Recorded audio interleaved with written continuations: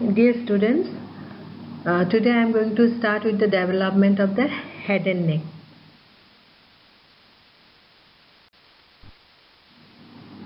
The objectives of this class is that at the end of this class you should be able to define the pharyngeal apparatus. You should also be able to explain what is pharyngeal arches, pharyngeal pouches as well as the pharyngeal clefts with their derivatives. And you will also be able to describe the components of a pharyngeal arch at the end of this class.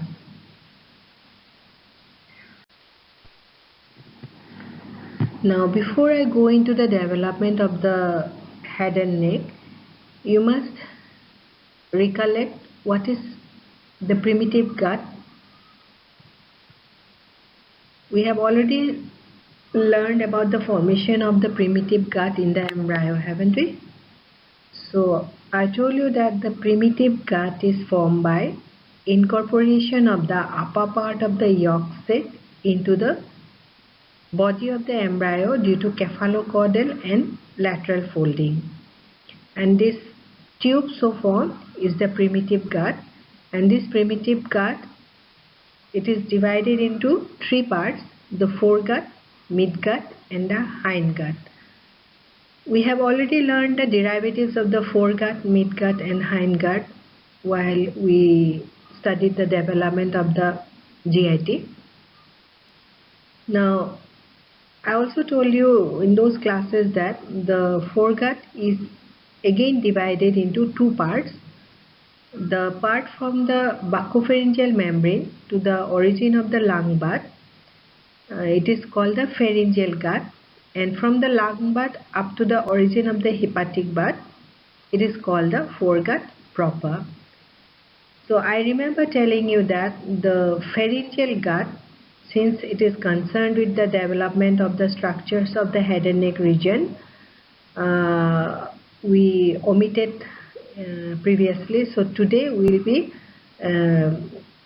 dealing with the derivatives of the pharyngeal gut region. So it is clear now which is the pharyngeal gut, isn't it?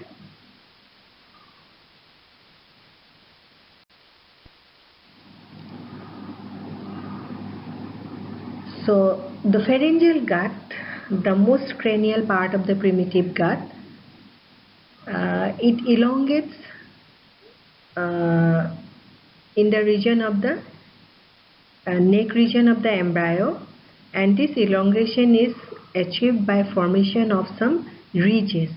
These ridges are called the pharyngeal arches, and they appear in the wall of the pharyngeal gut at about 4th to 5th week of development.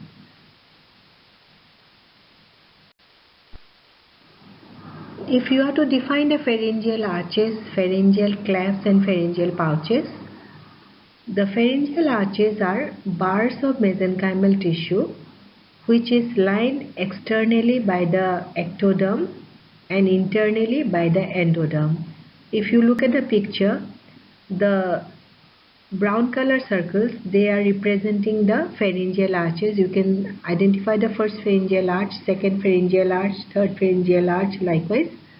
And the groups that separate the arches externally, which is represented by blue color, it is the first pharyngeal cleft, then the next is the second pharyngeal cleft, then the third pharyngeal cleft.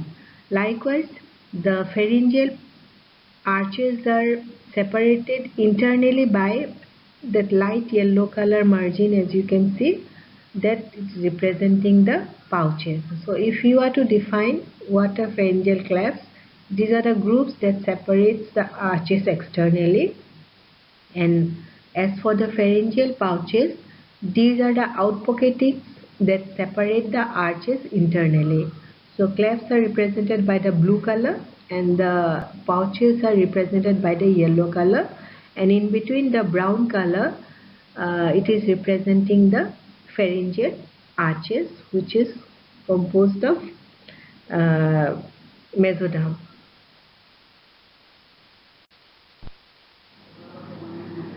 Now, what is the composition of the pharyngeal arches? The pharyngeal arches, they are comprised of bars of mesenchymal tissue or mesodermal tissue, and this mesodermal tissue is derived from the paraxial mesoderm and the lateral plate mesoderm. Besides, the pharyngeal arches also contain substantial number of neural crest cells, and these neural crest cells, they are the cartilaginous component of the arches.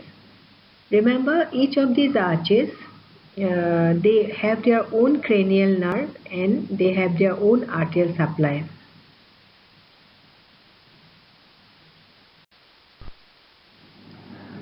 So what is the fate of these components of the pharyngeal arch? Remember, the mesoderm of the pharyngeal arch contributes to the formation of skeletal as well as muscular components of the head and neck. The neural crest cells of the pharyngeal arch forms the permanent skeletal elements and ligaments of the head and neck region, and the nerve of the pharyngeal arch, it provides innervation to all the muscles, skin and mucosa derived from that arch, and the arch artery, pharyngeal arch artery, will supply nutrition to all the derivatives of the arch. Remember, in human there are 6 pharyngeal arches, though the 5th one is rudimentary. It does not have much contribution in the human embryo. The other pharyngeal arches of 1st, 2nd, 3rd, 4th and 6th. All these arches, they have their own nerve, they have their own artery, and each of them give rise to some specific muscles and bones in the embryo, in the head and neck region. This is a frontal view of the pharyngeal arches and their components. As you can see, the brown color is representing the arch, the blue color separating the arches externally are the clefts, and the yellow color separating the arches internally, these are the pouches. So in human there are 6 pharyngeal arches, 4 pharyngeal clefts and 4 pharyngeal pouches. Now let us see the derivatives of the pharyngeal arches one by one. I said there are 6 pharyngeal pouches, so you are to know the derivatives of each pharyngeal arches separately. So the muscles we get from the first pharyngeal arch are the muscles of mastication. This includes the temporalis, the buccinator, the medial and lateral pterygoid muscles. Besides, we also have the mylohyoid muscle, which forms the floor of our mouth. Then comes the anterior belly of digastric, tensor tympani muscle and tensor palatini muscle. The bones that we get from the first pharyngeal arch are the premaxilla, maxilla, zygomatic bone, part of the temporal bone, the mandible, malleus and incus of the medullary cavity. So what are the derivatives of the second pharyngeal arch then? The muscles we get from the second pharyngeal arch are the muscles of facial expression. We have a number of muscles in our face which are used in facial expression. So all these muscles, they are derived from the second pharyngeal arch. Besides, we also get the posterior belly of digastric muscle, the stapedius muscle, stylohyoid and auricular muscles. And the bones that are derived from the second pharyngeal arch are the stapes, which is a bone of the medullary cavity, the styloid process of the temporal bone, the stylohyoid ligament, the lesser horn and upper part of the body of the hyoid bone. Hyoid bone is a very small bone which is present in the middle of the neck. So part of it is derived from the second pharyngeal arch and part of it will be derived from the third pharyngeal arch. So coming to the derivatives of the third pharyngeal arch, we get only one muscle from the third pharyngeal arch, that is the stylopharyngeus muscle, and the bones of the third pharyngeal arch are the greater horn and the lower part of the body of the hyoid bone. As I said already, the fifth pharyngeal arch is transitory and it presents no practical significance in human embryo. remaining, that is the fourth and sixth pharyngeal arches, the muscles that are formed from this fourth and sixth pharyngeal arches are the cricothyroid muscle, the constrictor muscles of the pharynx, which are superior, middle and inferior constrictors, the levator velar palatini, it's a muscle of the palate, then intrinsic muscles of the larynx, and the bones are all the cartilages of the larynx will be derived from the fourth and sixth pharyngeal arches. These cartilages are the thyroid cartilage, cricoid cartilage, arytenoid, cuneiform and corniculate. Of these, the thyroid and cricoid are unpaired cartilages, where the other three are paired cartilages of the larynx. This is a chart showing the pharyngeal arches. I told you each of the pharyngeal arches have their own arterial supply as well as nerve supply. You must remember the nerve of the arch. So nerve of the first pharyngeal arch, which is also known as the mandibular arch, is the maxillary and mandibular division of the fifth cranial nerve. That means all the derivatives of the first pharyngeal arch will be supplied by the maxillary and mandibular division of the fifth cranial nerve. Likewise, the nerve of the second arch, which is also known as the hyoid arch, is the facial nerve. That means all the muscles and bones which is derived from the second pharyngeal arch will be supplied by the facial nerve. Nerve of the third arch is the glossopharyngeal nerve, and nerve of the fourth and sixth arch is the vagus nerve. In fact, it is the branches of the vagus which are the superior laryngeal and recurrent laryngeal nerve that will supply the muscles of the pharynx, larynx and palate as well as the laryngeal cartilages.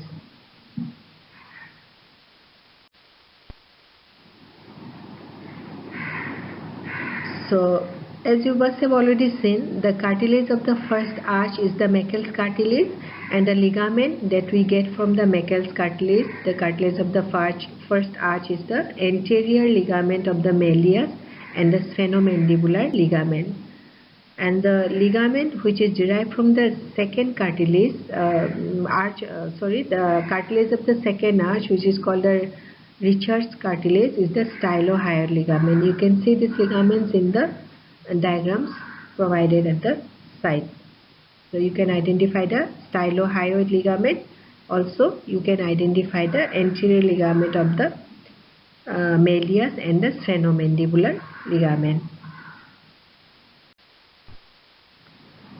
So this picture is showing the nerves of the pharyngeal arches. As I have already told you, the nerve of the first pharyngeal arch is the maxillary and mandibular division of the fifth cranial nerve, which is the trigeminal nerve. Then of the second pharyngeal arch is the seventh cranial nerve. Nerve of the third pharyngeal arch is the glossopharyngeal nerve, and nerve of the fourth and sixth pharyngeal arches are the superior laryngeal and the recurrent laryngeal nerves, which are branches from the vagus nerve. This is the frontal view of the first pharyngeal arch in an embryo.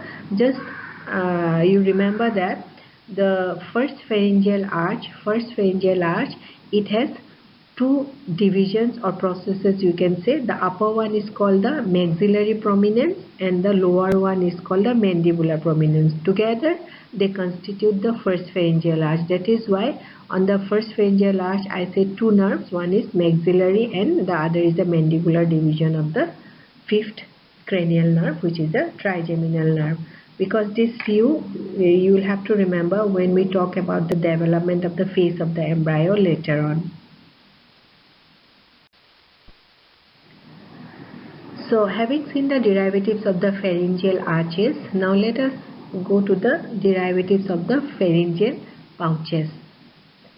Now human embryo, it has four pairs of pharyngeal pouches. You can identify the pouches here. Yes, on the inside separating the pharyngeal arches are the pouches. Pouches are the grooves, the yellow grooves that are separating the pharyngeal arches. So you are to know what are the derivatives of all the pharyngeal pouches one by one. Okay, because these are very important for the survival of the embryo. Now coming to the derivative of the first pharyngeal pouch, as you can see in the diagram, the lining epithelium of the first pharyngeal pouch, it proliferates to form a diverticulum that grows towards the first pharyngeal cleft. This diverticulum is called the tubotympanic recess. With development, the distal part of the tubotympanic recess, it dilates to form the middle ear cavity or the tympanic cavity, and its proximal part will form the Eustachian tube or the auditory tube. Also, the lining epithelium of the middle ear cavity, it takes part in the formation of the tympanic membrane. So, if we ask you what are the derivatives of the first pharyngeal pouch, you must say it is the middle ear cavity, the Eustachian tube, and the part of the tympanic membrane. Now, as for the derivatives of the second pharyngeal pouch, you can identify the second pharyngeal pouch. It is in between the second and third pharyngeal arches, being represented here by the Roman numericals. Okay.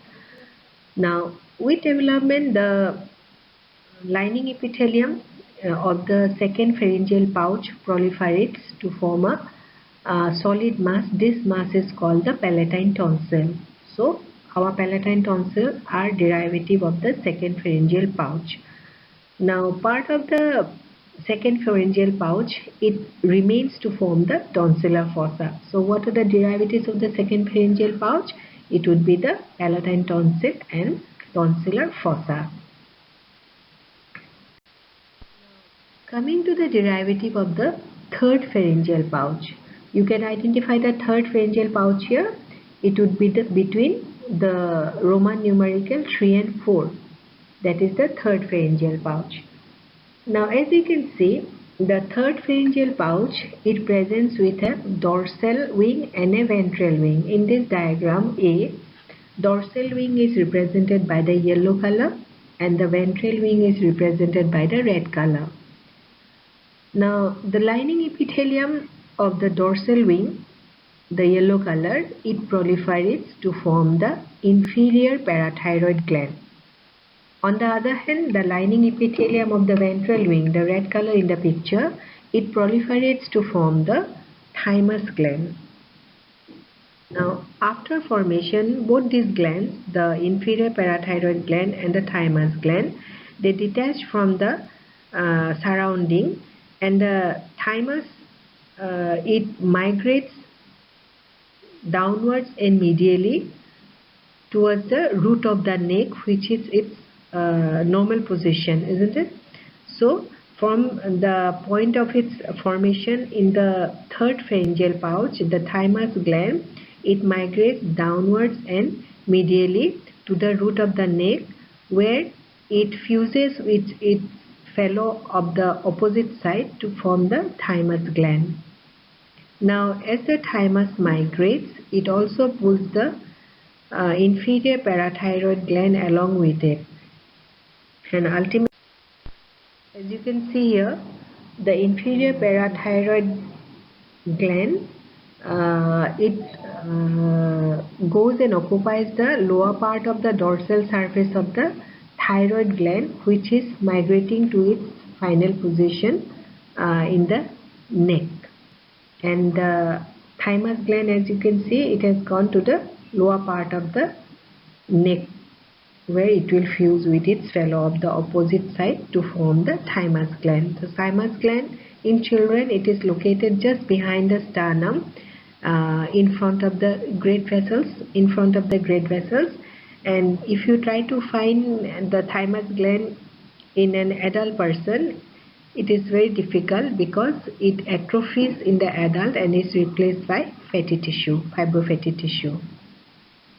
So, the derivative we get from the third pharyngeal pouch are the inferior parathyroid gland and the thymus gland, and both of them, they will migrate from their original position. Inferior parathyroid occupies the lower part of the thyroid gland, and the thymus it goes to occupy its final position at the root of the neck. Now coming to the derivatives of the fourth pharyngeal pouch. As you can see, fourth pharyngeal pouch, which is just below the sixth, you can see the Roman numeral, which is just below the Roman numeral 4, that is the fourth pharyngeal pouch. Even the fourth pharyngeal pouch presents with a dorsal wing and a ventral wing. In here the dorsal wing is again represented by yellow color, but the ventral wing is represented by the blue color. As development continues, the cells in the dorsal wing, it proliferates to form the superior parathyroid gland, whereas the cells in the ventral wing, they proliferate to form ultimobranchial body, a solid mass which is called the ultimobranchial body. Now the superior parathyroid gland also, it will migrate. You go to the next diagram, you will see that superior parathyroid gland also, it migrates, it detaches from its source of origin and gets attached to the upper part of the dorsal surface of the thyroid gland, which is its final position. On the other hand, the ultimobranchial body, it also moves into the thyroid gland and it merges with the parenchyma of the thyroid gland to form the parafollicular cells or C cells of the thyroid gland. And you know the C cells of the thyroid gland, they will secrete calcitonin, which will lower the blood calcium level. So if I ask you the derivatives of the fourth pharyngeal pouch, it would be the superior parathyroid gland and the ultimobranchial body. Now coming to the pharyngeal clefts. So you know what are the pharyngeal clefts? These are the grooves that separate the pharyngeal arches externally. So you can identify the first pharyngeal cleft here. It is separating the first pharyngeal and second pharyngeal arch externally. That is the first pharyngeal cleft. Remember, human embryo has 4 pharyngeal clefts named as 1, 2, 3, 4. But of these, only the first pharyngeal cleft contributes to the formation of definitive structure in the embryo. Now let us see the pharyngeal cleft. As you can see here, the first pharyngeal cleft, the cells of the first pharyngeal cleft, at the bottom of the first pharyngeal cleft, it proliferates and it grows towards the first pharyngeal pouch. In this way, it leads to formation of a canal, which is the external auditory meatus, and the cells at the bottom of the meatus takes part in the formation of the tympanic membrane. That means the external auditory canal in us, it is representing the first pharyngeal cleft. To the other pharyngeal clefts, then I told you only the first will contribute to the formation of definitive structure. It is seen that with development, the mesenchyme of the second pharyngeal arch, you can identify the second pharyngeal arch by the Roman letter 2, that is the second pharyngeal arch. As we can see, the mesenchyme of the second pharyngeal arch, it grows faster than the mesenchyme of the third and fourth pharyngeal arches. So as it grows faster, it goes downwards towards the epicardial ridge, where it will fuse with the epicardial ridge, thereby occluding or covering the second, third and fourth pharyngeal clefts. So when it covers the second, third and fourth pharyngeal clefts, this second, third and fourth pharyngeal clefts may be seen as a small cavity which is called the cervical sinus. But with development, this cavity will disappear and the neck part of the embryo, it assumes a circular appearance or smooth appearance, not circular, smooth appearance.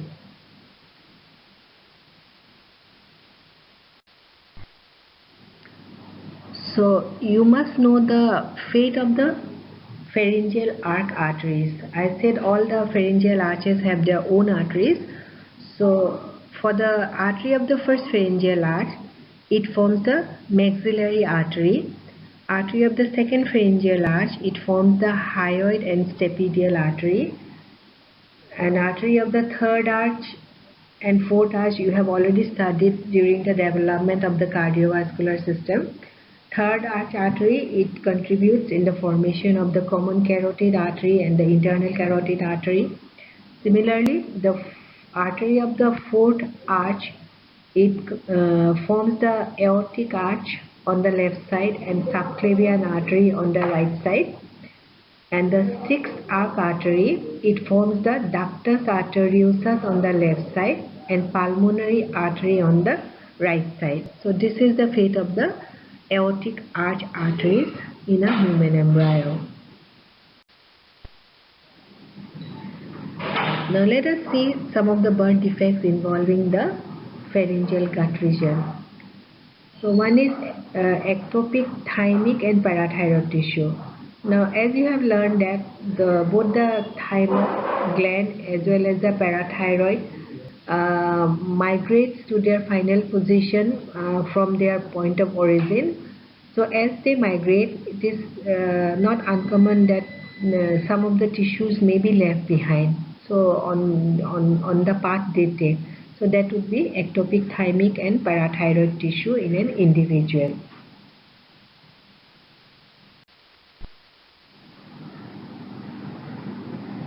Branchial cyst or cervical cyst.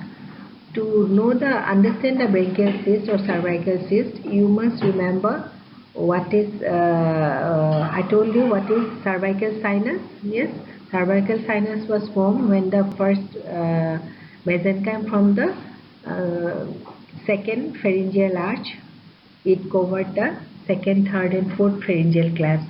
So sometimes normally it should disappear, but sometimes it persists to form a cystic swelling. That is called the cervical cyst, and this cervical cyst is always present on the lateral aspect of the neck, on just in front of the sternocleidomastoid muscle.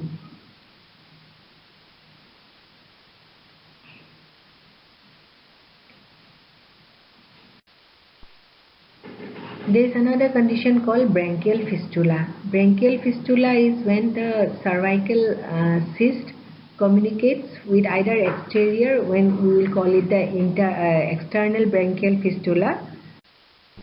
In the external branchial fistula, when the cervical cyst will communicate with the external. On the other hand, the cervical cyst may communicate with the palatine tonsil. So that is a very rare condition which is called the internal branchial fistula.